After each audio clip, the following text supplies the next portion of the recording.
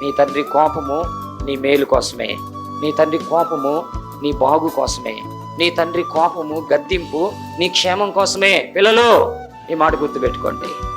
నాన్న కోపడ్డాడని, అమ్మ కోపడ్డాడని అలిగి అన్నం తినకపోవటం, ఇల్లు వదిలిపెట్టి వెళ్ళిపోవటం, చెప్పకుండా మానుకోవటం, ఇంకేదేదో పిచ్చి పిచ్చి పనులు చేయటం, అది బుద్ధిహీనత, అది అవివేకం, అజ్ఞానం, అది సాతాను చేసే పని.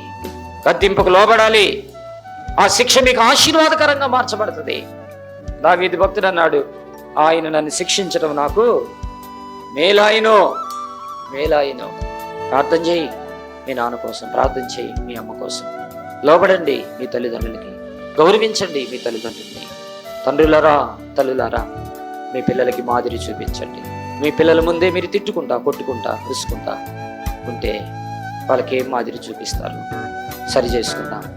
మన మాటలు, మన అలవాట్లు, మన ప్రవర్తన దేవునికి అంగీకారంగా చేద్దాం.